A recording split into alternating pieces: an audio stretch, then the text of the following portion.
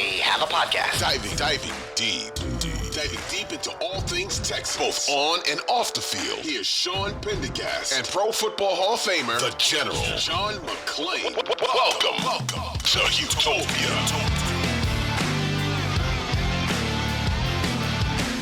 Hey everybody, welcome in. It is the Houtopia Football Podcast Mailbag Edition. So we do the mailbag on Tuesday, and it's good to be with you as we get ready for Week 13. I can't believe Week 13 is here already.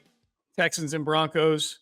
The biggest game at NRG Stadium since last Sunday. Texans and the Jags for the Houston Texans. I'm Sean Pendergast, one half of Payne and Pendergast, Sports Radio 610. Of course, joined as always by my good friend, the Hall of Famer. He's our senior columnist at sportsradio610.com.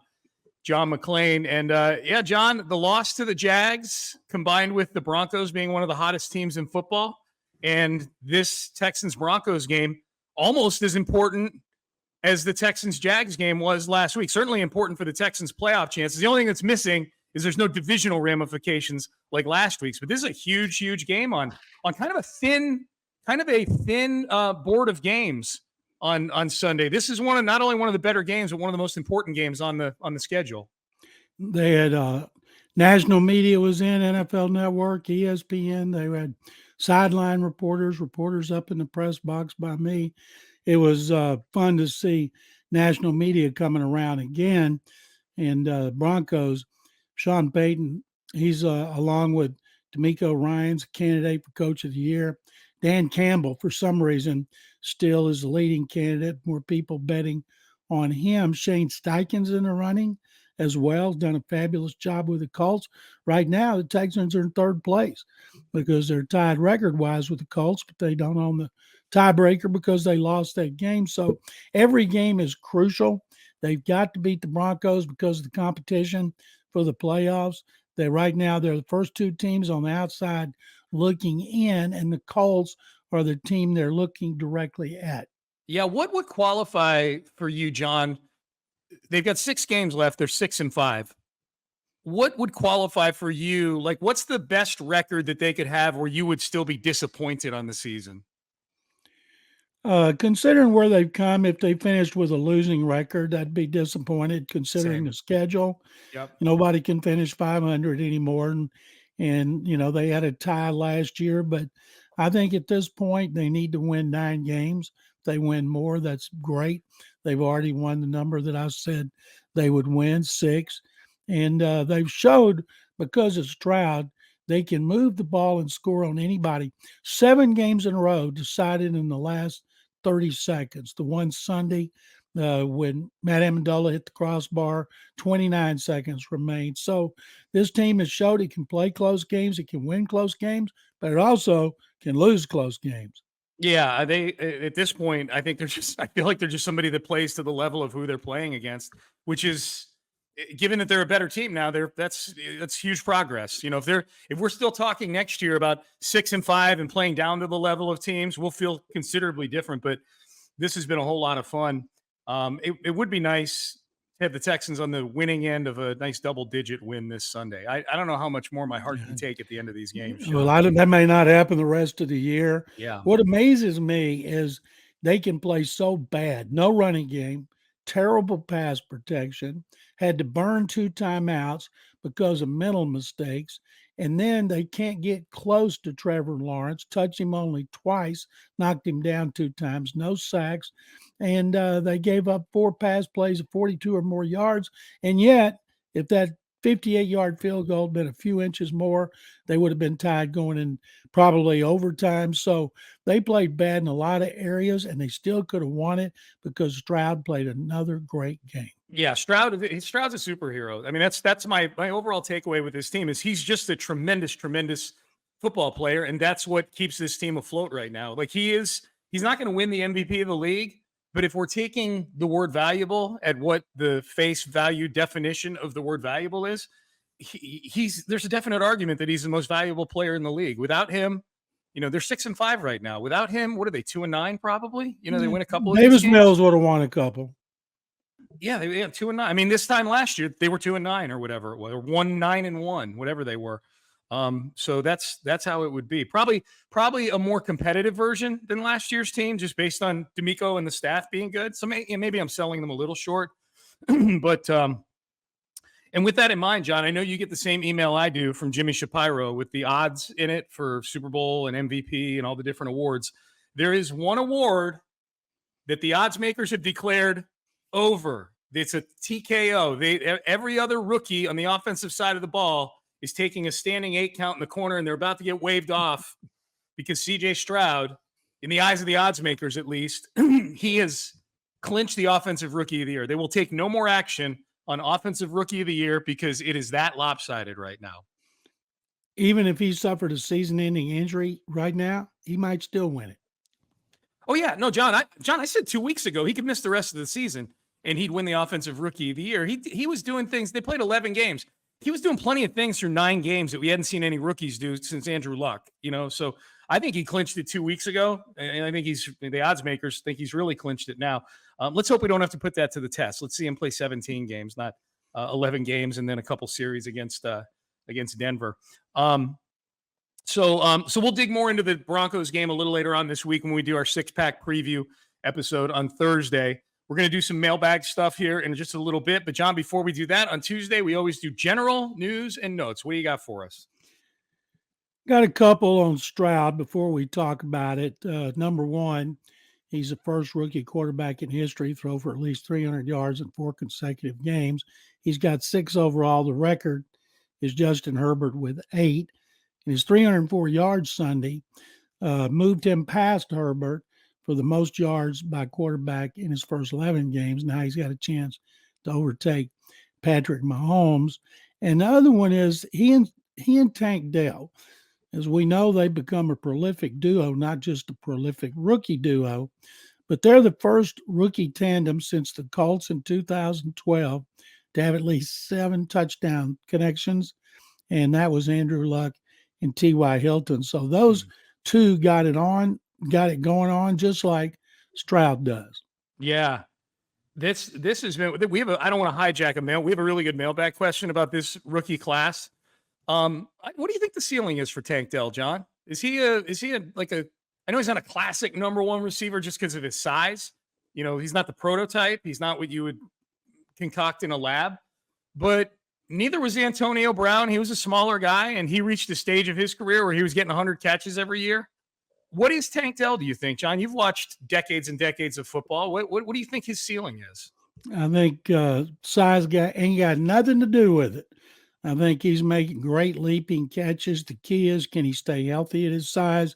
Yeah. It always bothers me. The Texans list him at 5'10", and he's 5'8". Unless he grew 2 inches between the combine where he was 5'8", 165. Everybody keeps talking about his great speed. He didn't have great speed. He ran a 4.49 at the combine. He has great quickness. He's smart. He can stop and start on a dime. He can make quick cuts. But his speed's not great speed. Great speed was what Will Fuller had. But he knows how to use it. Man, those acrobatic catches he's made, like the one Sunday in which a 62-yarder got rubbed out because of an illegal shift that he was called on.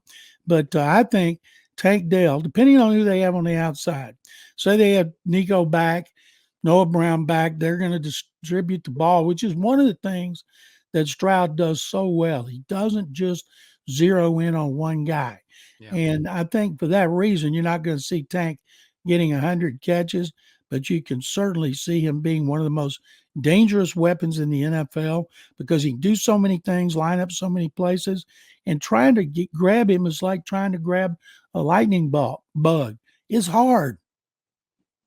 Yeah, he had that catch on Sunday, John, where his legs were getting swept out from underneath him as he was catching the ball over the middle, too. He's an amazing young player, no doubt about it. What do you got next? The Broncos right now, and this is something that wasn't an issue Sunday, but it was in the 2 previous games when Stroud had 6 turnovers. But the Broncos lead the lead with 22 takeaways, and they've had 15 in their last 4 games, which is the main reason they're winning 5 in a row. And I thought it was very interesting. In their 5-game winning streak, they've given up 8 touchdowns. They gave up 10 in that 70-20 loss to Miami when they began 0-3. And in the first 6 games, they gave up 36.2 points a game. In the last 6, 16.5. But I think any defense the Texans goes up against, whether it's Denver, Cleveland, Indy, anybody, they're going to be able to move the ball and score points because of Stroud and because of his receivers. Even Sunday, when he was pressured on 60% of his dropbacks and had to throw a lot on the run, Sean, he threw for over 300 yards, 2 touchdowns, ran for 1, ran for a season high. Teams got to see him doing things he hadn't been doing before, and they can score on anybody, and that sets up very well for the game coming up Sunday. John, the incredible thing, he does this with no running game. He was the running game on Sunday. Like, he had six scrambles for 47, 5 scrambles, and then the touchdown looked like a designed run of some sort where they had Andrew Beck faking, jumping over the top, which if you fell for that, I don't know what to tell you. Who were they playing? Jacksonville. I mean, you're falling for Andrew Beck. Well, if anybody's going to fall for Andrew Beck, it's Jacksonville. Yeah, I guess so. Yeah, right. After the kickoff return earlier this year, for sure. Yeah, those are some good Stroud numbers. What else you got, John? That's it. Those are the general news and notes. That's CJ Stroud news and notes, 8 of them, and I'm glad they're good, because if this was last year or the year before, they would all be negative. Yeah, they would be bad. By the way, for those wondering, I mentioned CJ Stroud off the board for Offensive Rookie of the Year. The Texans are 12th on the Super Bowl odds board right now, John. They are 12th at 66-1. They are 7-1 to win the AFC South. So that game Sunday was very damaging to their chances of winning the division. They're 2 back of the Jags. Jags are 8-3. Texans are 6-5. But the Jaguars tiebreaker, they line up to do much better in the tiebreakers than the Texans do. They're 1-1 against each other, but the Jags have already played 5 of their 6 divisional games. They're 4-1 in the division. The Texans are 1-2. So the best they can do is have the same record in the division, which would then make the tiebreaker common opponents. And I think the Jags are kind of cleaning up there too, because 2 of their 3 losses are to Kansas City and San Francisco, who the Texans do not play. So their other losses to the Texans. So they're undefeated basically against common opponents that the 2 teams have. So they kiss that division title goodbye. Yeah. I think you're 2 back, but you have to pick up 3 games to win the division. It's not happening. Even with this easy schedule the Texans have, the Jags play a lot of these same teams. And you know what's really screwing the Texans now, John, before we get to the mailbag here? Joe Burrow's injury. I don't know if you've looked at this, but the 4 teams the Texans are chasing right now, the Jags in the division, and then the 3 wild card teams, Cleveland, Pittsburgh, and Indianapolis. I may have that out of order. I think it was Pittsburgh, Cleveland, Indianapolis, 5, 6, 7. All 4 of those teams play Cincinnati with Jake Browning at quarterback. The Texans talk about Joe Burrow. Man. Yeah, so that's the way it works in the NFL. Sometimes you get some good injury luck, sometimes you get some bad injury luck. But I believe this, that if the Texans don't make the playoffs, instead of going on the road. Now, on the road, they've proved they can play on the road. But if they go on the road and lose, I don't think fans are going to be any more fired up about a team that loses on a wild card or a team that wins 9 or 10 and loses on the tiebreaker. They're going to be so pumped about next season. Oh, yeah. People they'll be chomping at the bit for next season to get here for sure. I was looking at another number, John, because I get people asking me this, like, all right, well, how many games do they need to win to get, do you think? Like, what's the record need to be? Mike Sando had this in The Athletic. Since they went to 7 teams in each conference, every team that's won 11 games has made the postseason. So if you get to 11-6, recent history tells us you're going to make the postseason. I think out of 8 teams that have finished 10-7, 1 missed the postseason. So 88% at 10-7 have made the postseason. And then it starts to get murkier at 9-8. And then 9-8, you start to get some division winners in there that won bad divisions. That's obviously not going to be the case with the AFC South. Jacksonville's probably going to finish with, I would imagine, at least 11 or 12 wins. But if you get to double-digit wins, you're in all likelihood, you're in. So that's what I would tell Houtopia podcast listeners. You know, what's kind of scary is 2 games we thought they were going to be extra tough. Cleveland with Deshaun Watson, Jets with Aaron Rodgers. They're still going to be tough because both defenses are great and both defensive lines are great. And the Texans' offensive line was terrible against the Jaguars. And the Jaguars have one great defensive lineman, Josh Allen, and yet they still worked them over. And I'm still convinced that D'Amico Ryans did not want to trust the protection on 4th and 12 with 30 seconds left.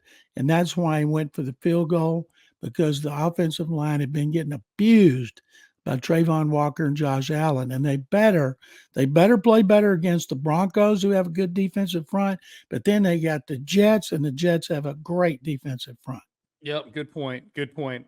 All right, John, you ready to do a little mailbag action here? Absolutely. All right, let's do it.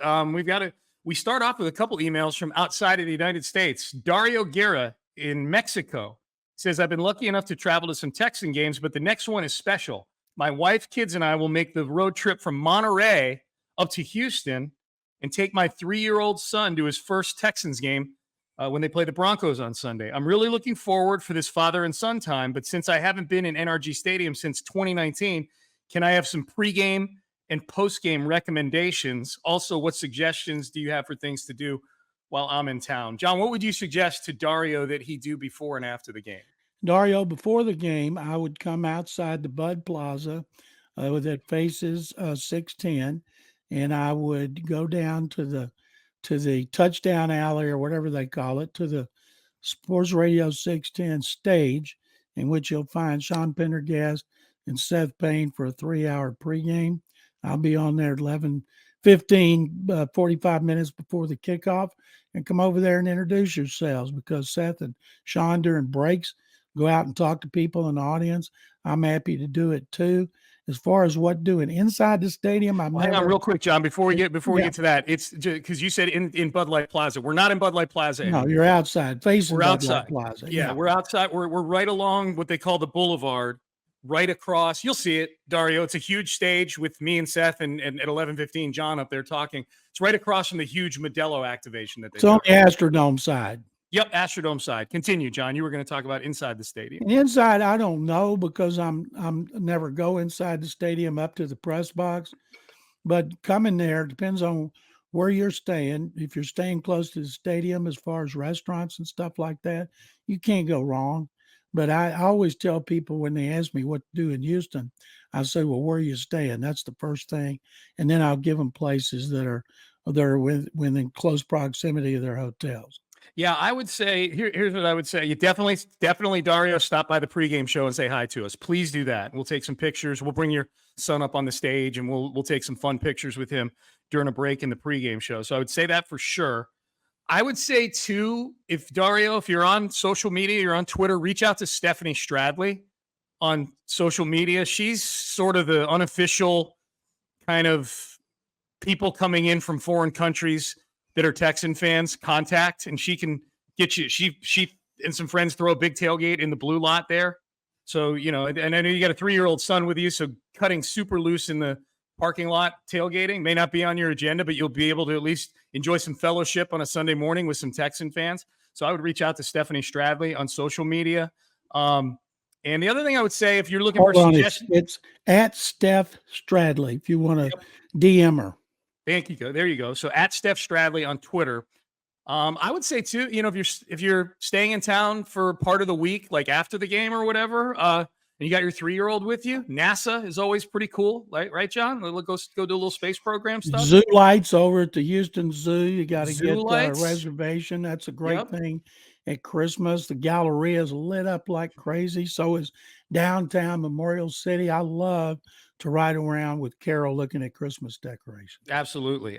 So there's a few things you can do while you're in town. Dario, we hope to see you out at the game this Sunday. Dennis is in Budapest, John. John, we are so global. It's crazy. Dennis is a Texan fan in Budapest, and he gives us a for real or fugazi. So you ready to stretch out your hamstrings for Thursday's episode, John, with a for real or fugazi? First of all, I'd like to say for Budapest, one of my favorite shows, FBI International, created by Baylor grad Derek Haas, is based in Budapest, and I can't wait till it starts back up. Okay, well, there you go. There's that. Are you ready to do a for real or fugazi, John? Absolutely. Okay, Dennis says this, for real or fugazi, the Jags loss is better in the long term for this Texans team, as having to fight harder for their playoff chances gives them more valuable long-term lessons as opposed to getting to the driver's seat already. For real? Fugazi. They Look wanted to into it. win that game. They wanted to Yeah, win of the course. division this year, which Yeah. means they play a first place schedule next year. So they found out this year. You know, they didn't capitalize on playing the worst division in football. They went 2-2 with losses to Atlanta and Carolina on the road with field goals, no time left. You know they like to have those back. So it's going to be tougher next season. So ultimately, if they don't win the division, there are some positives to that. But, man, you always want to win the division.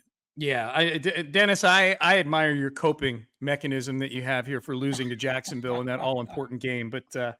But no, it's not. I'm with John on that one. That's a fugazi for me.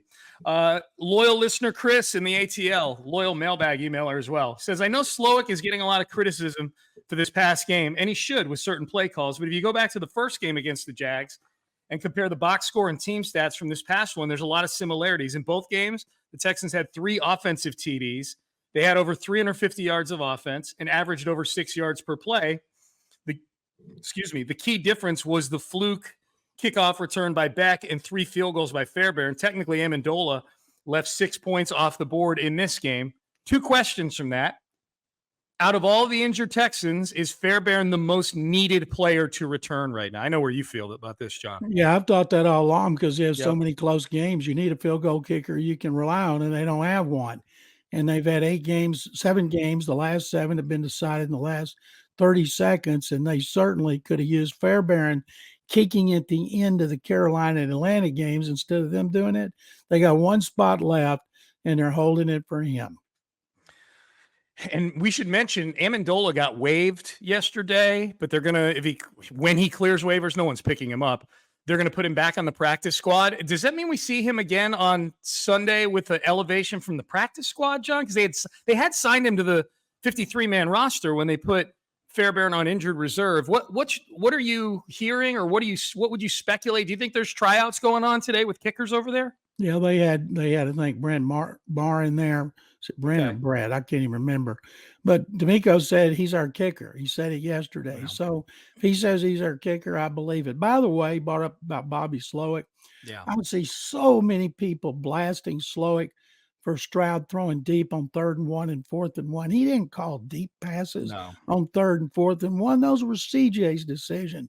And I asked D'Amico, and I knew he wasn't going to say anything. He said, well, we'll have to look at it. And we'll ask Bobby Slowick on Thursday, and he's going to take the heat. But that's Stroud making those decisions, and those are rookie decisions. Yeah, absolutely. Now, I do think Slowick deserves some criticism for being in shotgun on 3rd. I agree. Take away the quarterback sneak, take away the possibility of a handoff. I never liked short yardage in the shotgun. Yeah, I think he deserves criticism for that. The other question, that empty backfield in the shotgun in short yardage. In short yardage, or down near the goal line, absolutely. No question. The other question that Chris has, if Fairbairn were healthy, do you think Slowick would have called plays differently in certain situations, knowing he had a more reliable kicker? I didn't see anything on Sunday, John, where I felt like Matt Amendola's presence changed the way Slowick called plays, or D'Amico decided what to do in certain down and distance situations. Did you? No, not at all. In the last field goal, he missed the first half of 50 yards. The last time Fairbairn kicked a field goal, it was 50 yards, but somehow he got hurt on his quad injury, maybe high-fiving people as he was coming off at halftime. But I think they would have scored a few more points. Now, in fairness to Amendola, he kicked a 38-yard field goal to win a road game against the Bengals, so he has done something positive. Yeah, absolutely. Absolutely. All right. J.R. Cortez in Spicewood, Texas, says 2 questions. In light of Frank Reich getting fired yesterday, I wonder who has more regret, the Browns with the Deshaun Watson trade or the Panthers with the hiring of Reich and the trade up for Bryce Young. I wouldn't trade places with either of those fan bases right now. John, who do you think has more regret over their decisions, the Haslams with Deshaun Watson or David Tepper with the cumulative decisions of Frank Reich and giving up all those assets to go get Bryce Young? Well, I think David Tepper would. I saw somebody today goes, well, that's news about the fact they were talking to the Texans and the Bears about trading up number 1 or number 2. Ryan Poles had already talked about that, so it wasn't news. So did Tepper. Tepper talked about it before. I know you're referring to his press conference today. Yeah, but he talked about it back at the draft he too. did. And so I would think if you're a fan of the Panthers, and not because of Bryce Young may go to the Hall of Fame. It's ridiculous for people to write him off at this point, considering he doesn't have talent around him. I thought it was very interesting in his news conference that I heard on NFL radio. First time he talked to Frank Reich, he called him Reich. And then they're in a terrible situation for drafting players. And there's talk over there that Ben Johnson, the most coveted coordinator in the NFL from Detroit, that he might come home to North Carolina. If he's got a brain, he's not going to work for David Tepper. He's going to Chargers and coach Justin Herbert and the talent that the Chargers have, not going to Carolina. And people say what's gone on with Tepper will hurt them from getting a coach. That's what they were saying this time last year. What's happened with the Texans to go from David Culley, and they look like they're going to fire Lovie Smith, and Bill O'Brien was fired. Who'd want to work for that organization? They're not going to get a good coach. John, is Ben Johnson the DeMeco Ryans of this hiring cycle? Yeah, until we saw him on Thanksgiving. Now, I think, yes. He interviewed with the Texans. They were very impressed. They interviewed a great group. I wrote a column that's on sportsradio610.com about what would have happened if the McNairs had hired Payton and the Walmart heirs had hired DeMeco, because DeMeco interviewed 2 places. He turned down everybody else. Payton interviewed here on a Zoom. And then, of course, he was hired up there. When DeMeco was announced on the 31st, Payton revealed he was going to Denver, even though it wasn't official till 3 days later. And yes, the Broncos did, as Ian Rappaport reported, make a late run at DeMeco. And Jimmy Sexton, his agent, told him he could get a little more money. DeMeco said, no, this is where I want to be. I've given him my word. I'm taking this job. And which is just another reason to love DeMeco Ryans if you're a fan. But they're in trouble over there because they gave up all those picks. They gave up a 1, 2, and a 3 in their best receiver. And now they're hurting. They've had 2 linemen go out. Their line is not near as good as they thought it would be. Their best skill position player will be 35 next year, Adam Thielen. And the only other thing they could do, Sean, would be, remember there were reports the Rams offered them 2 1s and something else for Brian Burns. See if they can come up with something for Brian Burns and use those assets to help Bryce Young. Man, they are in a rough spot. It's bleak. It's bleak. You're absolutely right. Other question from JR. He says, with 5 of the top 6 picks from this year playing a big role on Sunday, Texan draft picks he's talking about, is this season the best performance by a rookie class in team history? Right now it is, but they're going to have to surpass 2006 draft with Mario Williams and DeMeco Ryans, Owen Daniel, Eric Winston, and Charles Spencer was starting at left tackle till he had a terrible leg injury that ruined his career. Your buddy David Anderson was there. But because this one's got a great quarterback and plus players at other positions, even Xavier Hutchinson had, a 34-yard catch? They don't have any room for him, but I'm eager to see what he can do after what he did at Iowa State and the chances he's gotten this year. Nick Caserio, working with DeMeco Ryans, has had maybe the best draft in franchise history, and maybe one of the best ever. John, the question was, is this the best performance by a rookie class in team history? Obviously how they look over 5 or 6 years is a different question. That 2006 class, clearly the best class over the course of their careers as Houston Texans.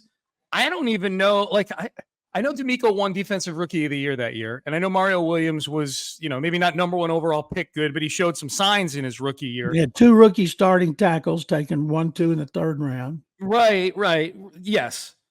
But I don't even, I don't know. I feel like it's not close. Will Anderson is 3rd for Defensive Rookie of the Year right now. They just shut down the Offensive Rookie of the Year because CJ's so dominant. Tank Dell is going to be 1,000-yard receiver this year. I feel like if you took those 2 rookie classes and you did a big, you combine them and I know we've only got 10 games or 11 games worth of this class, but let's pretend it's an 11-game season and the season's over, and you were to power rank the performances of the rookies in those two rookie classes, I feel like 3 of the top 4 are guys in this class.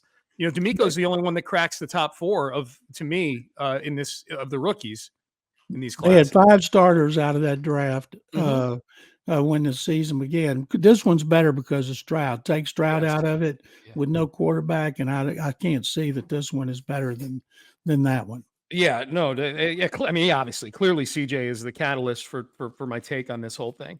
All right, our guy Rick Tyndall has a question, John. Hey, Rick, thanks for listening.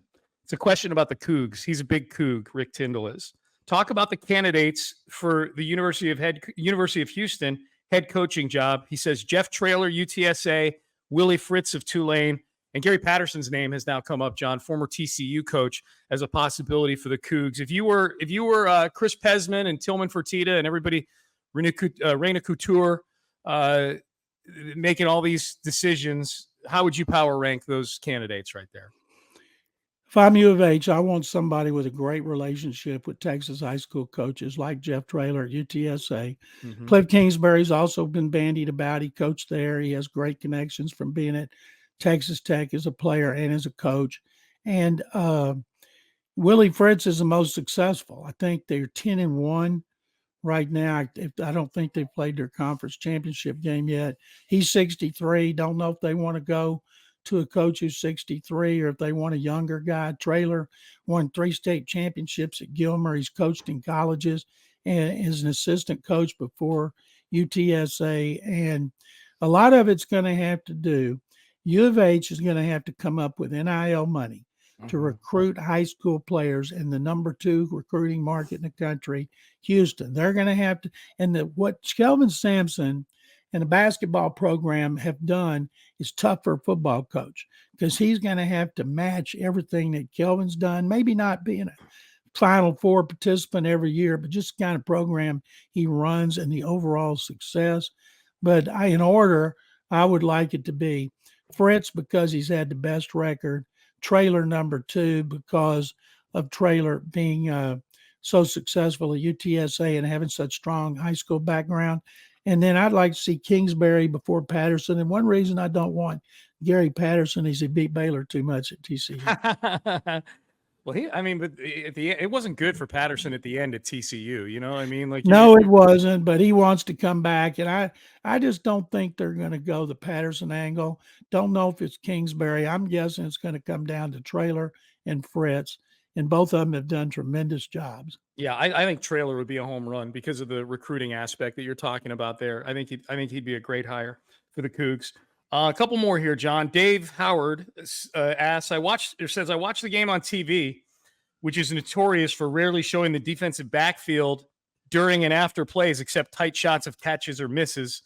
As I was watching Stroud scramble for time, I wondered if the coverage was particularly tight. I also wondered if Stroud was gun shy this past week because of his picks the previous week. You guys were at the game.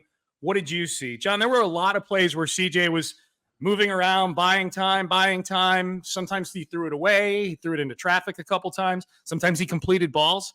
What did you see on Sunday from your vantage point up in the press box? Dave, I've never thought for a moment that he was gun shy about it. I don't either. Not at all. Silly. Never heard it mentioned anywhere. You're the first person to bring it up. Yeah. I think that the pass protection was terrible. Too many times guys got beat immediately, and he was running immediately. And I thought he did a great job. Throw for over 300 yards, 2 touchdowns, no turnovers. You run for a touchdown. You have the most yards rushing in the game, and you're season high. I thought he played a tremendous game under the circumstances and when he was under almost constant pressure, as opposed to Trevor Lawrence, who was under almost no pressure. Yeah. And I think those were not all coverage. I think they were all about the protection. Yeah, Stroud's he's such a tremendous player. John, I tell you what, I do think one of the things that CJ really misses, especially missed in this past game because he was doing a lot of buying of time and hoping guys would find their way open. He misses Noah Brown in those situations right now. You go back and watch that Cincinnati game, I believe it was. I think that was the game where Noah Brown had 100 and something yards in that game. It might have been the Yeah, game before. Back 100-yard games. It was against Tampa and Cincinnati. Noah Brown had 2 huge games back to back, but particularly in that Cincinnati, particularly in the Cincinnati game, when CJ would do what he was doing on Sunday and buying time, it felt like there was at least 4 or 5 times in that game where Noah Brown worked his way back towards CJ, and they were still big chunk plays, 20, 25 yards every time. But Noah Brown seems to be the one that he's got the best connection with when the play breaks down. Noah Brown seems to be the cagiest one in terms of finding an open spot on the field somewhere that CJ's got a clean throwing lane to him. I think he misses Noah Brown. I definitely think he missed Noah Brown on Sunday against Jacksonville. I think he missed him in those kind of situations. I don't know if I've seen a Texans receiver other than Andre Johnson, maybe DeAndre Hopkins, who had a knack for getting open down the field, not coming back to the ball, but running left or right. Now, Tank has a knack for getting open down the field. And they'd love to have these receivers together for the first time since the first game or two. I think maybe since the first game. And also, one of the biggest surprises to me at that game was they didn't use Dalton Schultz, didn't target him, didn't target tight ends at all. Don't know if it's the game plan or if it was the coverage, but they got to get Dalton Schultz involved again. Yeah, the Jags are not a good team covering tight ends, and Dalton Schultz was a non-factor in that game. You're right. That was strange. He was one of my keys to the game going into it on Friday But last you were week. right. Him not being a key to the game might have been the reason they lost. Maybe. All right, last one, John. Joe Q, frequent emailer to the podcast. Is Brock Purdy the biggest miss by the NFL scouting complex since Tom Brady? Brady's the 6th round. Purdy's the 7th round. Dak was in the 4th round. So, yes, Tom Brady is the – Johnny Purdy. Unitas was an 18th round draft choice. They used to have 30 rounds like baseball. Yeah.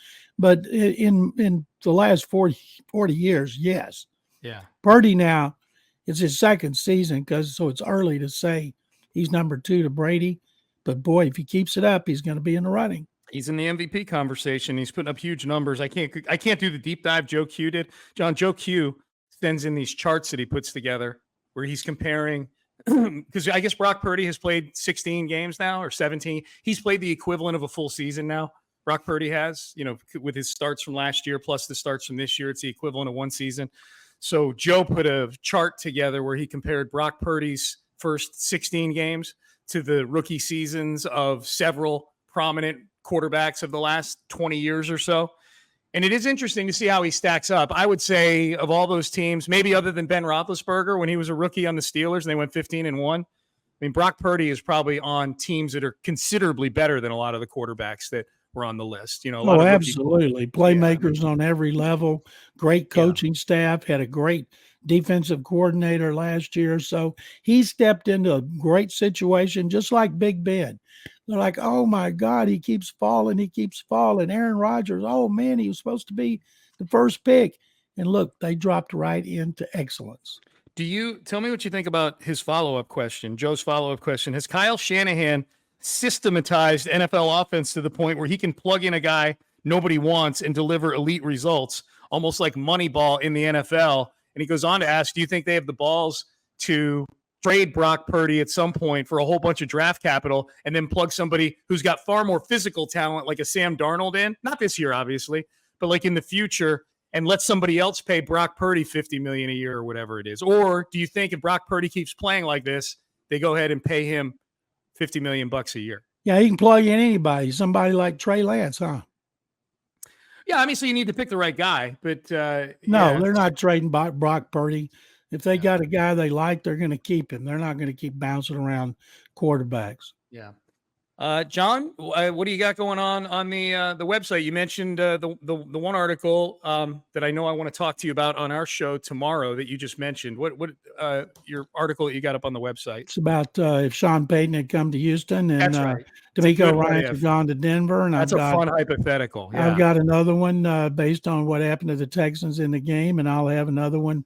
Not sure about the topic yet, but I had a lot of fun doing the one on Payton and Ryans, and both teams are very happy. Both are candidates to be voted NFL Coach of the Year. John, I'm doing a piece on the Houston Press for tomorrow or Thursday. I can't decide yet. But is CJ Stroud versus Trevor Lawrence the first real marquee rivalry that we've had in the AFC South? You do that for Thursday. I'll do it for Wednesday. Is that what you? No stealing topics. No, it wasn't until you just brought it up. That's a great idea. Yeah, I mean, when you think about it, there hasn't the closest thing we got, I think, was Deshaun and Andrew Luck for 1 year, and then Luck up and retired. I think that would have been the one. That would have been seeing Deshaun Watson and Andrew Luck. Deshaun obviously had his own set of things going on, but seeing those two guys go at it twice a year, we've never had anything. We've never had anything like Trevor Lawrence and CJ Stroud. What potentially they could be in the division. So that's what I'm going to write about, John. I wonder when Vince Young was Rookie of the Year. And in those 6, who the other quarterbacks were. Would have been David Carr here, but I can't remember who it was in Indy. Was it a Garrard? Was it David Garrard in in Indy? It was Peyton Manning. So it was Peyton and Vince Young for 1 year. For 1 year. Not what you're talking about. You got the best idea. Yeah. Damn, I wish I'd have thought of that. Well, John, I have my moments. Why don't you do it for Wednesday, and I'll save it for later in the week. Okay. We'll act like great minds just think alike. We never talked about it. That's right.